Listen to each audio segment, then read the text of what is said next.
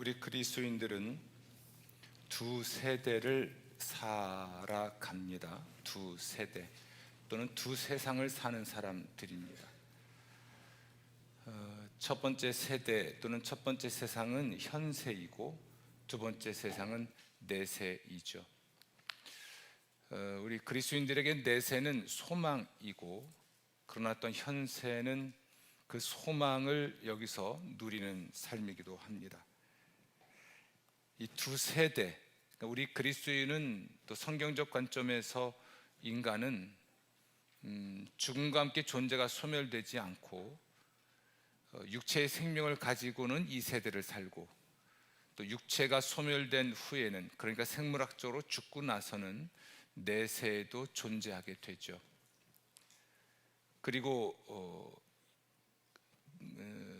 미래의 어느 시점에선가 우리의 그 소멸된 육체가 부활해서 부활의 몸을 가진 존재로 영생 복락의 상태에 들어가게 됩니다.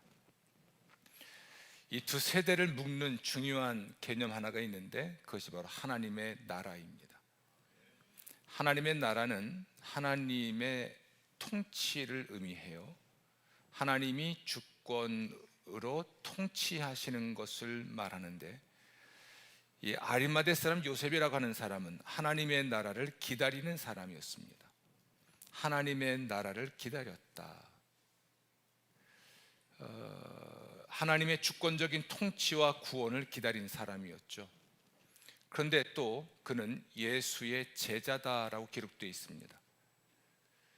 하나님의 나라를 기다리는 사람이 예수님의 제자가 된 것입니다. 이렇게 말할 수 있습니다. 하나님의 나라를 가져오신 분이 예수님이라고 믿었고, 그러므로 예수님을 따르는 사람이 됐다는 말이죠. 예수님이 십자가에서 숨지셨을 때 이 아리마대 사람 요셉은 당돌하게 빌라도를 찾아가서 예수의 시신을 달라고 요청합니다. 그리고 그 예수님의 시신을 어쩌면 자기를 위하여 혹은 자기 가족을 위하여 준비한 묘죠. 그 굴로 되어 있는 묘에 예수님의 시신을 안장하게 됩니다. 이것은 예수님이 십자가에서 숨지셨을 때 보인 행동인데, 그것이 왜 당돌했는가? 빌라도를 찾아가서 예수의 시신을 달라는 것은 왜 당돌한 일이었는가? 그는 본래 예수님의 제자였지만 유대인들이 무서워서 그 사실을 숨기고 있었기 때문에 그렇습니다. 유대인들을, 예수님을 주와 그리스도로 믿는 사람들은 출교하기로 결의를 했고, 바로 그 유대인들이 예수님을 십자가에 못 박아 죽이도록 고소, 고발, 재판한 장본인들이기 때문에 그렇죠. 그런데 아리마대 사람 요셉은 평소에 본인이 예수의 제자인 사실을 숨기고 있다가 예수님이 십자가에서 숨지시는 것을 보고 그 시신을 그냥 방치할 수 없어 빌라도를 찾아가서 예수의 시신을 달라고 요청을 합니다. 이 순간은 본인이 예수의 제자임을 밝히는 순간입니다. 어쩌면 그는 오늘 말씀처럼 존경받는 사람이었고, 그들의 국회죠, 유대인들의 국회라고 할 수 있는 산헤드린 공의회의 회원이었지만 그 모든 걸 한순간에 잃을 수도 있는 순간이었습니다. 예수를 십자가에 못 박아 죽이도록 고소, 고발, 재판한 사람들이고, 예수를 주와 그리스도로 믿는 사람들은 출교하기로 결의한 사람들이니까, 만약 본인이 커밍아웃이죠. 나는 예수님의 제자입니다. 나는 하나님의 나라를 기다리는 사람인데 예수께서 하나님의 나라를 역사 속에 가져오신 분으로 나는 믿고 있습니다. 이런 신앙 고백과 함께 그가 평생 쌓아온 명예도, 권력도, 지위도, 또는 재산도, 심지어 목숨도 잃을 수 있었기 때문에 그렇습니다. 따라서 이 아리마대 사람 요셉은 예수님을 위하여 혹은 하나님 나라를 위하여 자신의 재산과 목숨까지도 잃을 것을 각오한 사람으로 보입니다. 하나님 나라를 기다리는 사람이 예수님을 주와 그리스도로 믿었고 예수의 제자가 됐다는 것은 매우 중요한 의미가 있습니다. 예수님이야말로 하나님의 나라를 역사 속에 가져오신 분이고, 이 하나님의 주권적 통치, 그러니까 이제는 예수님을 통한 하나님의 구원과 통치와 축복을 누릴 수 있다는 말이기 때문에 그렇죠. 오늘 저는 여러분들에게 하나님 나라에 관한 말씀을 드릴 겁니다. 그리고 하나님 나라를 기다리는 사람에게 필요한 덕목이 무엇인지 말씀드릴 겁니다. 귀담아 듣고 하나님께 영광 돌리시기를 바랍니다. 어쩌면 여러분들은 매우 특별한 복을 받은 사람이죠. 제가 여러분들에게 하나님 나라에 관한 이야기를 참 많이 하는 것 같습니다. 그런데 예수님의 사명은 하나님 나라를 세우기 위해 세우시는 거였거든요. 하나님의 나라를 세상으로 가져오시는 분이었거든요. 그래서 성경의 가장 중요한 주제는 하나님의 나라인데, 오늘 이 하나님 나라에 관한 진리를 듣게 되셨으니 옆 사람한테 말씀하십시오. 복 받았다. 하나님 나라를 이해하기 위해서 두 세대라고 하는 단어를 좀 이해해야 할 것 같습니다. 사람은 이 땅에 살도록 만들어졌습니다. 이 땅에 살도록 만들어졌습니다. 하나님은 우리를 구원하시고 우리에게 복을 주시고 혹은 우리를 심판하기 위해서 땅을 방문하십니다. 또는 땅에 함께 계십니다. 혹은 역사 가운데로 사람을 찾아오시는 분이죠. 여러분, 마태복음 1장 23절 말씀 함께 보겠습니다.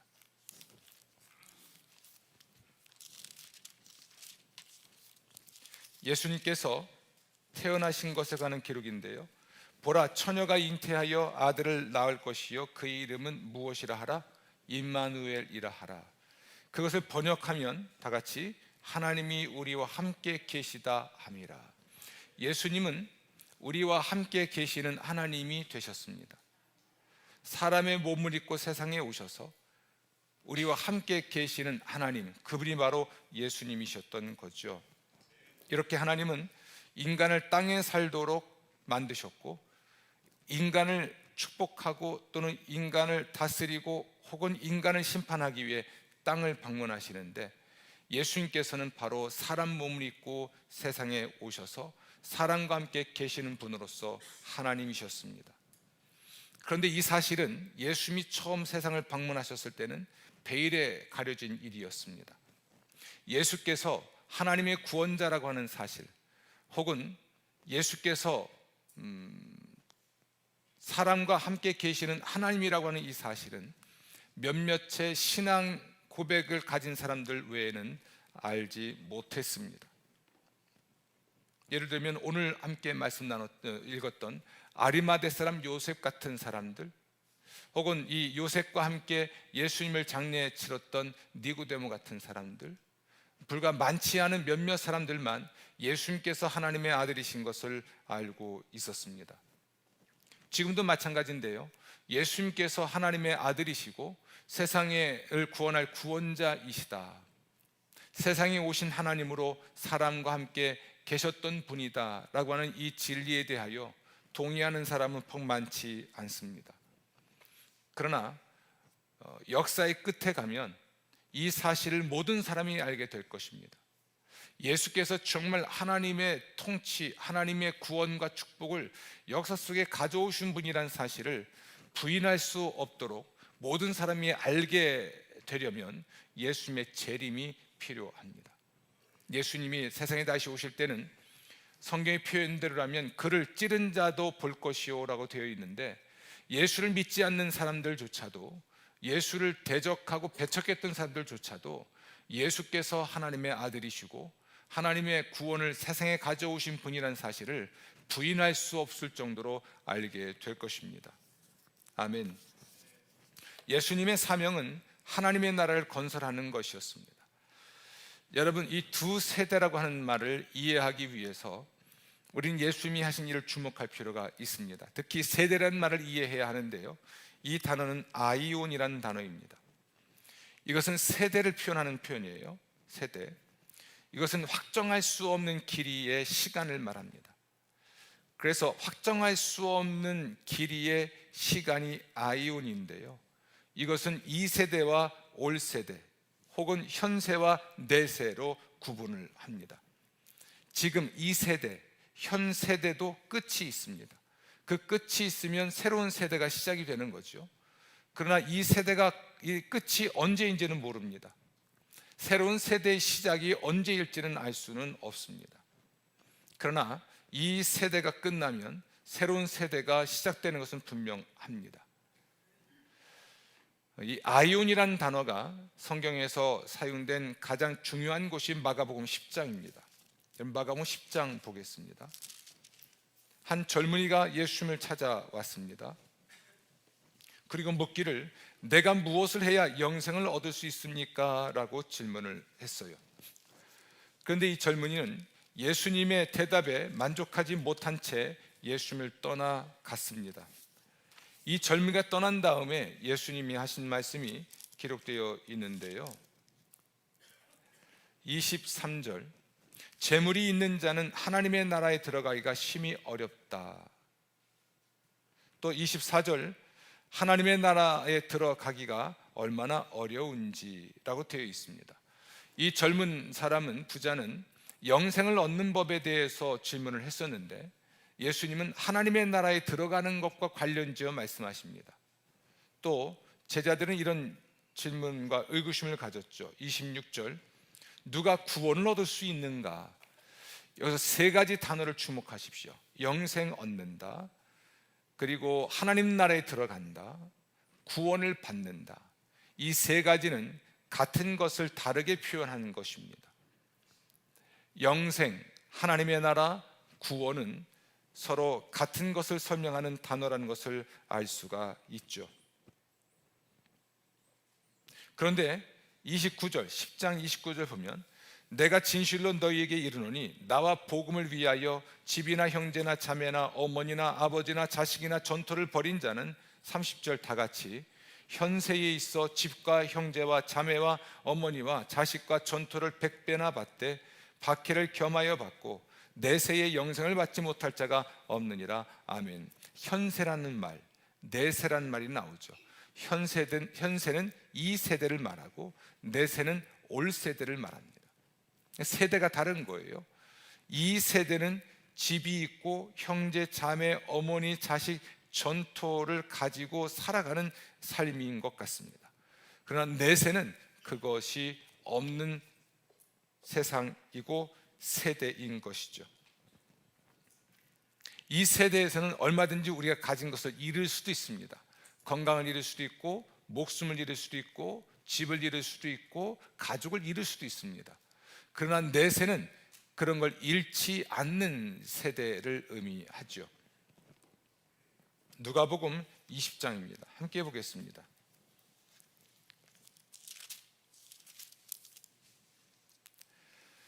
누가복음 20장 34절, 이 세상의 자녀들은 뭐 하죠? 장가도 가고 시집도 갑니다. 35절 다 같이 저 세상과 및 죽은 자 가운데서 부활함을 얻기에 합당히 여김을 받은 자들은 장가가고 시집가는 일이 없으며, 이 세상 그리고 저 세상 구분하여 설명하죠. 이 세상은 결혼을 합니다. 이 세상은 죽음으로 끝나기 때문에 그렇습니다. 그러니까 이 세대가 끝나는 게 아니라 우리의 인생으로 본다면 이 세대에서 우리의 인생은 나의 생물학적 죽음으로 끝이 납니다. 그러나 내세 혹은 저 세상에서는 사람이 죽는 것이 없습니다. 따라서 결혼 제도도 없습니다. 이 세상에서는 결혼이 있고 혼인을 통하여 생육하고 번성하게 되는 것이죠. 이 세대는 나의 생물학적 인생보다는 길겠죠. 그 끝을 알 수 없는 길이의 시간이기 때문에 우리는 이 세대를 살아가면서 100년을 산다 하죠. 100년. 제가 60인데요. 삶의 질이 그나마 유지되는 것 같습니다. 우리 천성훈 장로님은 연세가 올해 8학년이 넘으셨나요? 네. 예? 네. 그러면 이제 8학년이 넘어가면 삶의 질이 많이 떨어진대요. 잘 들리시지도 않고 또 잘 보이지도 않고 몸의 모든 기능이 이제 예전 같지 않은 거죠. 제가 한 열흘 동안 끙끙 앓았는데 견디다 못해 병원을 갔습니다. 근데 이 의사가 진료를 하면서 아유 얼마나 애쓰셨어요. 여기까지만 했으면 괜찮은데 아유 이제 선생님 나이쯤 되면 다 고장 나죠. 얼마나 힘드셨어요. 그 말이 이렇게 서운한 거예요. 아니 60밖에 안 된 사람한테 선생님 나이면 다 고장 났으니 이제 견디지 말고 병원 빨리 오세요, 이 얘기를 하고 싶은 거거든요. 그러니까 제가 아팠던 초기에 견디지 않고 병원을 바로 갔으면 이게 커지지 않았을 텐데 그냥 견딘다고 타이레놀 하나 먹고 견딘다고 젊어서는 견뎠는데 이게 오래 가는 것 때문에 병원을 갔더니 아이고 이제는 이리저리 했군요 라고 말을 합니다. 굉장히 언짢았어요 의사노니. 그러니 우리가 이 세대의 시간의 길이는 알 수 없지만 우리가 100년을 산다 한들 삶의 질이 좋은 상태로는 한 80년은 살까요?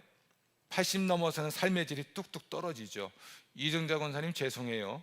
우리 8학년 6반인가 7반이신데 그래도 건강하신 거 보니까 삶의 질이 너무 좋으신 것 같습니다. 이 세대에서 우리의 삶은 죽음으로 끝이 나는 것은 맞습니다. 이 세대에서는 중요한 것들이 있죠. 집도 중요하고 부모 형제도 중요하고 나의 재산도 중요합니다. 그러나 내가 죽고 나면 그렇게 중요했던 것들이 의미가 없죠. 내가 죽을 거라는 걸 생각을 해도 결국은 그것이 의미가 없고 중요하지 않게 됐었는데요.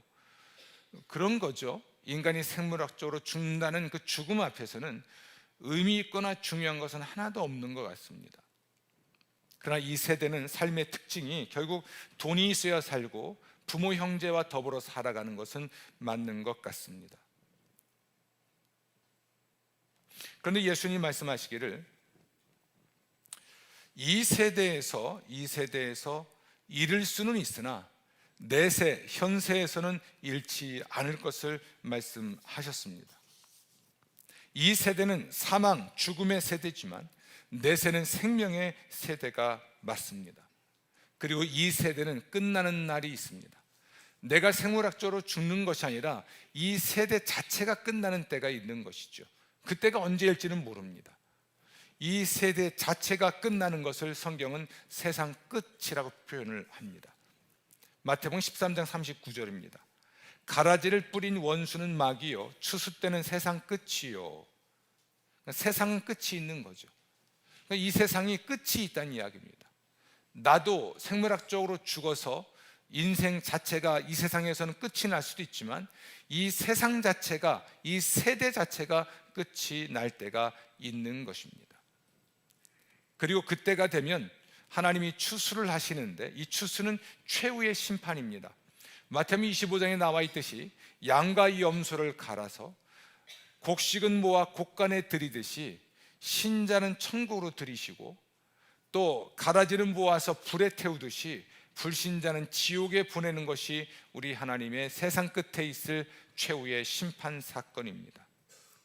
사랑하는 성도 여러분, 우리는 오는 세대도 알고 있고 이 세대도 알고 있습니다. 그런데 이 세대와 오는 세대 두 세대를 우리가 살고 있다고 말씀을 드렸어요. 따라서 저는 이제 오는 세대 이야기를 좀 더 하겠습니다. 두 세대는 이해하셨을 테니까 그러면 오는 세대 혹은 미래의 하나님 나라에 관한 이야기를 나누도록 하겠습니다. 여러분, 이 세대는 언제 끝이 날까요? 어느 지점에서 실현될까요? 그것은 주의 날, 곧 예수님이 세상에 다시 오실 때 이 세대는 끝이 납니다. 그리고 새로운 세대가 시작이 됩니다. 예수님이 세상에 오실 때는 단일한 사건, 오직 하나의 사건만 있지 않습니다. 한번 잘 들어보십시오. 예수님이 세상에 오실 때가 이 세대의 끝이에요. 예수님이 세상에 오시기 전에 있을 일이 있는데 그것은 바로 적그리스도의 출현입니다. 적그리스도는 안티크라이스트입니다. 수도가 아닙니다. 가짜 그리스도가 아니라 적그리스도입니다. 그리스도를 대적하는 세력입니다. 그는 거짓 선지자를 대동하여 세상을 지배할 것인데 그는 단순한 관념적인 존재이거나 어떤 사상으로 철학으로 존재하는 것이 아니라 실제 권력을 가진 존재입니다. 무소불위의 권력을 가진 정치 권력과 또는 군사력을 가진 권력자로 세상에 등장할 것입니다. 이 적그리스도는 거짓 선지자와 함께 성도들을 순교하게 할 만큼 강력하지만 하나님이 신자들과 교회를 도우심으로 신자들이 이기게 될 것입니다. 아멘. 저는 신자와 교회의 승리를 믿습니다. 우리 시대도 교회와 복음에 대하여 적대시하는 세력이 있습니다. 안티 크라이스트 혹은 안티 처치, 안티 크리스천이 존재하죠. 그래서 교회를 박해하고 그리스도인들을 박해하는 또는 모함하거나 어지럽히거나 더럽히는 세력이 반드시 있습니다. 그러나 이 적그리스도는 역사 속에 있었던 안티 교회에 대하여 복음에 대하여 신자에 대하여 대적했던 그 어떤 세력보다 강력한 국가적 사회적 권력을 가지고 교회와 신자를 박해하겠지만 승리는 우리 예수님이 하실 것이고 예수님의 제자들 예수의 몸된 교회가 이기게 될 것입니다. 신자들이 그 시대를 살아갈 수 있도록 보호하실 분이 예수님이기 때문에 그렇죠. 예수님의 승리를 기록한 것이 요한계시록 19장입니다. 함께 찾아보겠습니다. 요한계시록 19장 11절에 가면 백마를 탄 자가 있습니다. 그는 충신과 진실이라고 하는 이름을 가지고 있고 공의로 심판하며 싸우는 분입니다. 눈은 불꽃 같고 머리에는 많은 관들이 있었는데요, 그는 13절 피 뿌린 옷을 입었습니다. 14절 하늘에 있는 군대들이 희고 깨끗한 세마포 옷을 입고 백마를 타고 그를 따릅니다. 백마를 탄 분이 한 분 있는데 그분이 바로 예수 그리스도고, 그리고 백마를 타고 그를 따르는 일단의 무리들이 또한 등장하는 것이죠. 15절 말씀 읽어보겠습니다.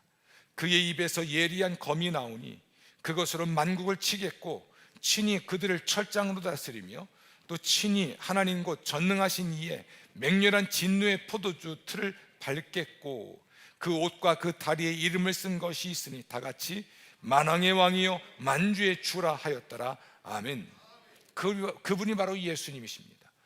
예수님이 처음 세상에 등장하셨고 세상에 하나님 나라를 가져오셨을 때는 이것이 몇몇의 신앙인들에게만 알려진 사실이었고, 우리 시대도 전 세계 인구에 비하면 적은 숫자만이 예수께서 하나님의 구원자라는 사실을 알고 있지만, 그러함에도 불구하고 그분은 만왕의 왕이고 만주의 주이신데 세상 끝날에 우리에게 다시 오셔서 세상을 심판하시고 신자들을 구원하실 참된 왕이고 참된 주권자가 맞습니다.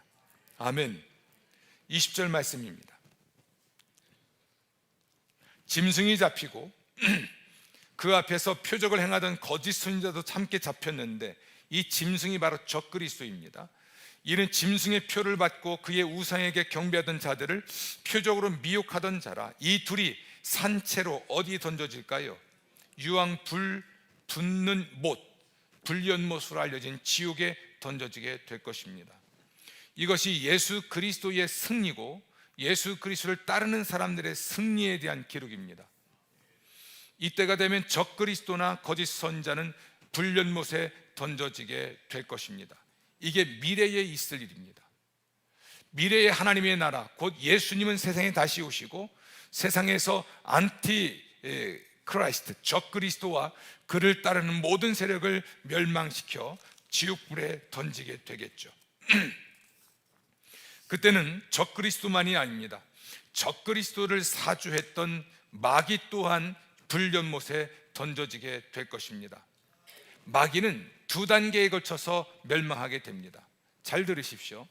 예수님이 세상에 오시고 적그리스도와 거짓 선지자들을 불연못에 던져 넣겠죠. 그리고 마귀는 잡아서 체포하여 무저갱에 던지실 겁니다. 무저갱은 불연못하고 달라요. 무저갱은 바닥이 없는, 바닥을 알 수 없는 깊은 구렁을 말합니다. 그 깊은 웅덩이를 말하는데 그것이 뭐름이하든지 간에 예수님이 오셔서 적그리스도와 거짓 선지자는 불연못에 던지시고 마귀는 잡아서 무저갱에 던지신 후에 가둬두신 후에 이 세상에서 1000년 동안 신자들과 더불어 왕노릇하실 것입니다. 우리 모든 신자들은 예수님 다시 오시면 예수님과 함께 1000년 동안 이 땅에서 왕노릇할 겁니다. 이 사건이 매우 중요합니다. 왜냐하면 예수님이 하나님의 구원자라는 사실을 처음과 지금의 역사 속에서는 몇몇의 사람들만 알고 있죠. 그러나 1000년 왕국 기간 동안에는 세상에 있는 모든 사람들이 예수께서 하나님의 아들이신 것과 신자와 교회가 참된 하나님의 백성인 것을 알게 될 것입니다. 그런데 적그리스도와 거짓 선지자는 지금 지옥에 들어갔죠. 마귀는 무저갱에 갇혀 있죠. 이 세상에는 사람을 미혹하는 마귀가 없고 또 마귀의 사주를 받은 적그리스도와 거짓 선지자가 없습니다. 따라서 우리 신자들에 대한, 교회에 대한 박해도 없습니다.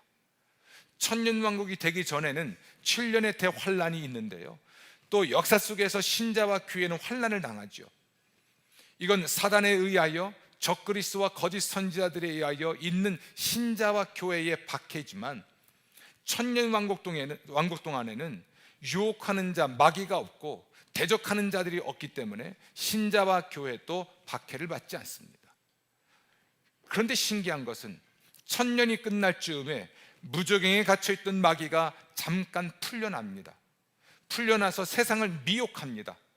그때에 1000년 동안 예수님과 신자들의 통치와 영광이 무엇인지 보았던 사람들 중에서, 그러함에도 불구하고 마귀의 미혹을 받고 세력을 규합하여 마지막 전쟁을 벌이게 되는데, 이것이 인류 최후의 전쟁입니다. 아이러니 아닙니까?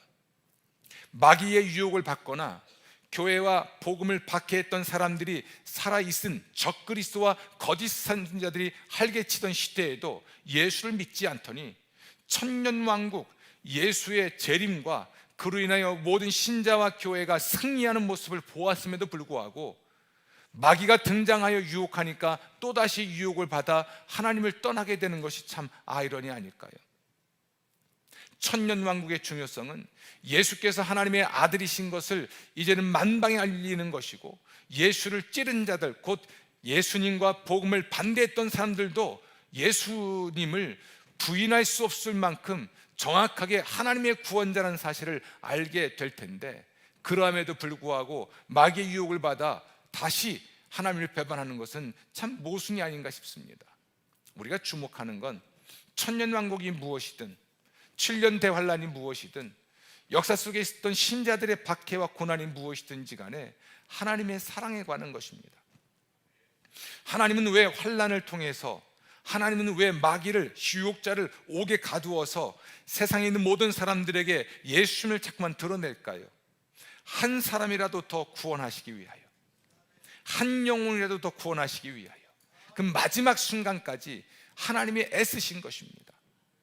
그러니까 7년 대환란이 지나서 천년왕국이 됐을 때 예수께서 왕으로, 주로 통치하시고 신자들이 예수와 함께 세상을 통치하는 그 영광스러운 모습을 보여줄 때나, 역사 속에서 처음 우리 인간 역사 속에 하나님 나라를 가져오셨던 아기 예수로 오신 후에 십자가에서 죽임을 당하셨고 그 이후에 교회들이 핍박을 받는 그 시대 속에서나 교회를 통하여 끊임없이 예수는 주, 예수는 그리스도라 증언하여 한 영혼이라도 구원하시는 것이 하나님의 사랑이고 목적입니다.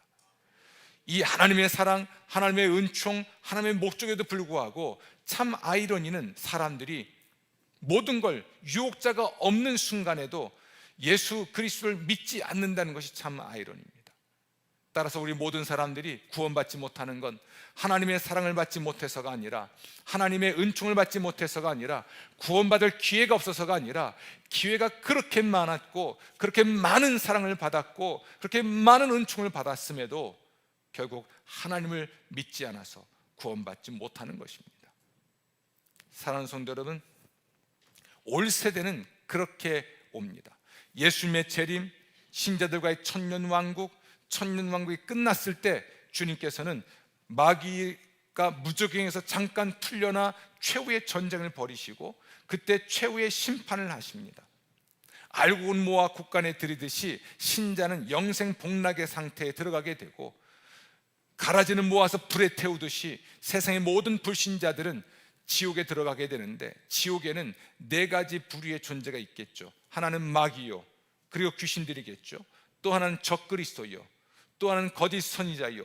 모든 불신자들까지 지옥에 있고, 세상에서는 환난을 당했으나 믿음을 지켰던 참된 신자들은 우리 주님과 함께 영생 복락의 상태로 영원히 존재하고 살아가게 될 것입니다. 이게 우리 신자들의 미래고 교회의 미래입니다. 따라서 저는 여러분, 이런 하나님의 나라를 우리는 기다리고 있는 사람들이잖아요. 미래의 일이지만 그 일이 반드시 이루어질 것을 믿는 사람들이잖아요. 저는 여러분들에게 이 하나님 나라를 기다리는 사람으로서 미래에 있을 이 하나님의 온전한 구원과 축복을 기다리고 기대하는 사람으로서 아리마대 사람 요셉처럼 좀 당돌해지시기를 부탁을 드립니다. 당돌해지십시오. 따라합시다. 당돌한 신앙. 이게 뭘까요? 여러분, 위축되지 마십시오. 쫄지 마십시오. 우리가 그리스도인인 것이 죄 짓는 거 아니잖아요. 우리가 교회를 다니고 교인인 것은 부끄러운 일 아니잖아요. 우리 왜 세상 속에서 내가 그리스도인이고 우리가 교회인 것을 부끄러워해야 합니까? 그럴 이유가 전혀 없습니다. 교회의 부패, 신자들의 부패, 몇몇 부패한 목사들 또는 몇몇 부패한 교회들, 이런 세상 소문, 몇몇 소문과 사실들 때문에 부끄러워할 필요가 없습니다. 이 세대는 악한 세대입니다. 이 세대의 신은 사탄입니다. 우리는 이 세대를 사는 동안에 육체의 욕망도 갖고 있습니다. 세속화된 문화 속을 살아가고 있습니다. 우리 완전하지 않거든요. 실수할 수 있고 실패할 수 있을 뿐이죠. 이런 일을 인하여 우리는 반성하고 우리를 돌아보고 다시 거룩해지는 노력을 하는 것은 맞지만, 그렇다고 우리가 그리스도인인 것을 부끄러워할 이유는 없습니다. 아리마대 사람 요셉, 유대인들이 예수님을 믿는 사람들을 출교하기로 결정을 했기 때문에 본인이 예수님의 제자인 것을 숨겼었거든요. 그런데 더 이상 이 사실을 숨길 수 없는 순간이 왔는데, 예수께서 십자가에서 돌아가시는 것을 보면서 더 이상 숨길 수 없게 됩니다. 그 예수의 시신이 그저 방치되거나 그저 수각쟁에서 불타는 것을 더 이상 볼 수가 없었던 거죠. 그래서 그는 니고데모라고 하는 사람, 아마 동료로 보입니다.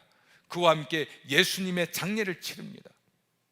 그 순간에 도대체 예수님의 십자가와 예수님의 죽음과 장례식 그 순간에 예수의 제자들은 다 어디 갔습니까? 내가 주와 함께 죽겠습니다. 내가 주와 함께 죽을지언정 주임을 떠나지 않겠습니다. 주는 그리스도시요 살아계신 하나님의 아들입니다. 이렇게 떠들썩하게 떠들어댔던 사람들은 다 어디 가고, 평소에 자신이 예수의 제자인 것을 숨겼던 아리마대 사람 요셉이나 밤중에 예수님을 몰래 찾아왔던 니고데모 같은 사람들, 갈릴리에서부터 예수님의 전생애 동안에 이름 없이 빚도 없이 예수님과 그의 제자 공동체를 섬겼던 몇몇의 여인들, 그들만이 십자가에 나옵니다. 여러분, 우리가 2달 동안 마가복음 말씀 묵상했습니다. 예수님의 십자가, 예수님이 예루살렘에 들어가시면서부터 계속 등장하는 인물들을 보십시오.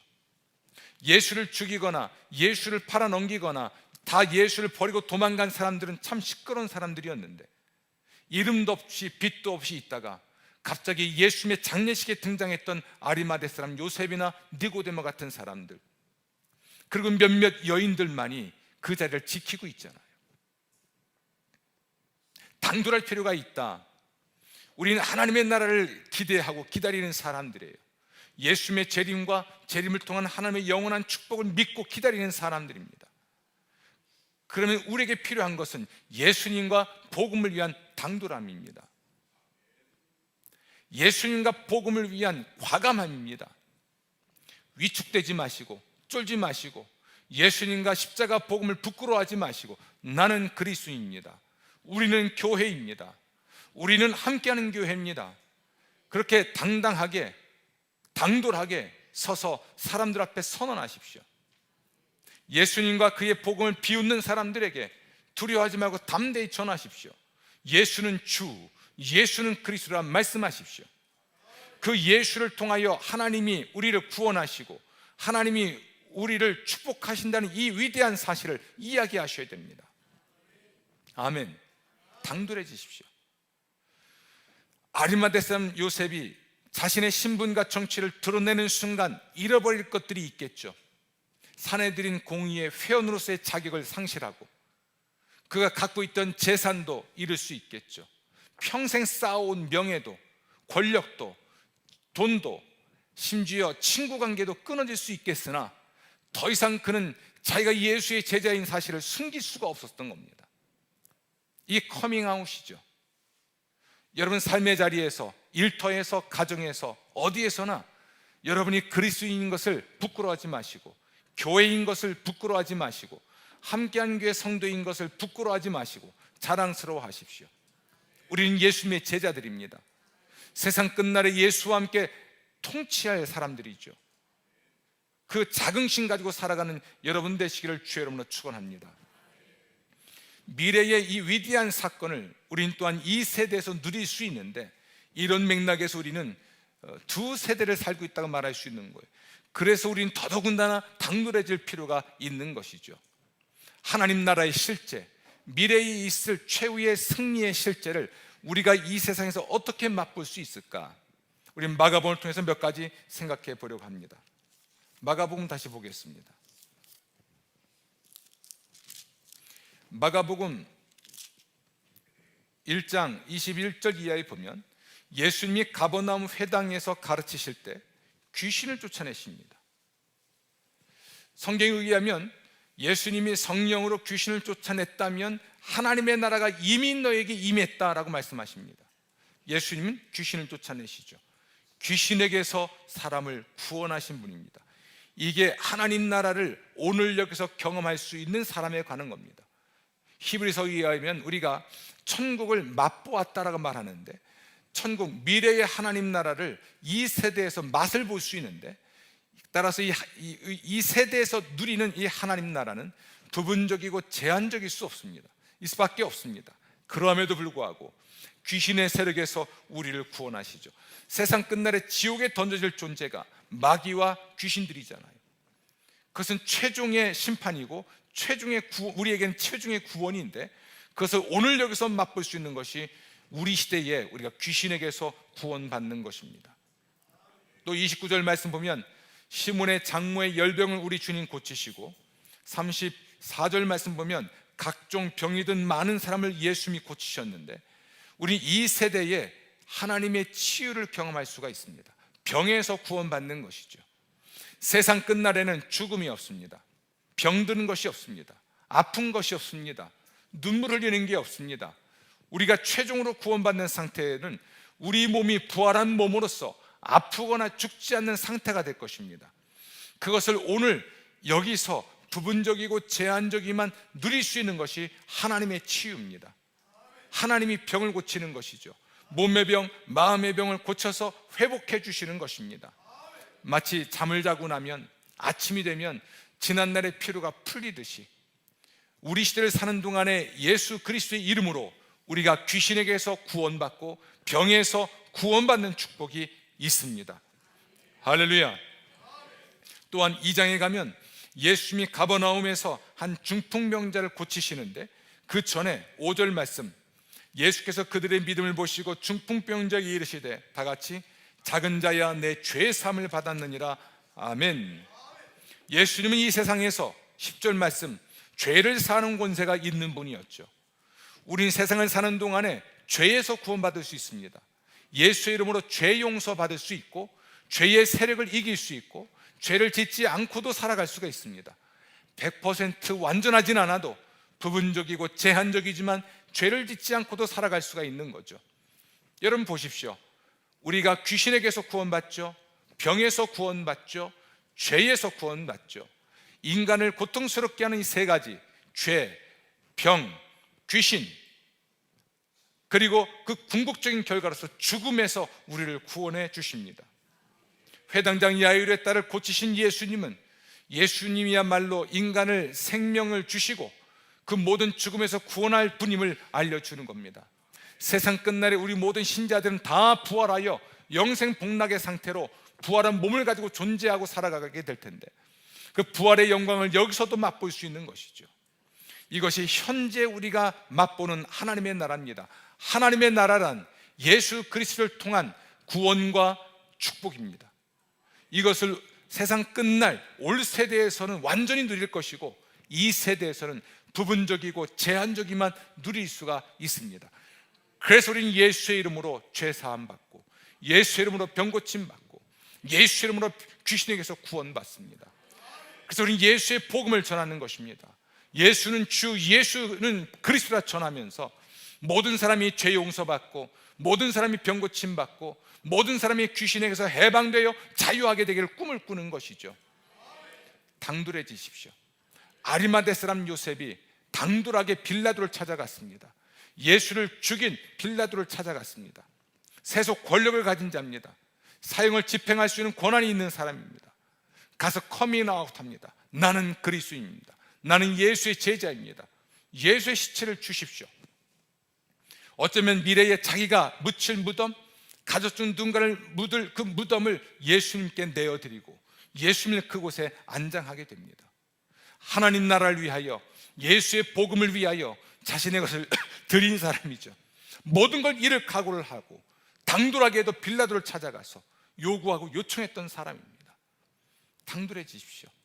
예수와 복음을 위해 좀 과감해지십시오. 째째하게 굴지 말고, 쪼잔해지지 말고, 위축되지 말고, 쫄지 말고, 세상 앞에서, 복음 앞에서 당당하고 담대해지십시오. 그리고 그리스도인으로 살아가십시오. 하나님이 여러분이 예수와 복음을 위해 뭔가 잃은 것이 있다면 100배나 갚아주실 줄로 믿습니다. 집을 잃었으면 집의 100배요, 가족을 잃었으면 가족의 100배요, 현세에 반드시 보상하시고 내세에 영생을 주실 줄로 믿습니다. 아리마대 사람 요셉, 그는 하나님 나라를 기다리는 사람이었고 결정적인 순간에 당돌해졌습니다. 예수가 하나님의 아들이신 것을 확신했기 때문에, 이 확신 때문에 당돌해질 수 있는 거예요. 이번 한 주 동안 여러분 기도하십시오. 정말 내가 예수께서 하나님의 아들이심이 정말 믿어지는 확신이 생기고, 이 확신 때문에 당돌한 신앙생활을 해나가게 해달라고 기도하는 한 주간 되시기를 주의 이름으로 축원합니다.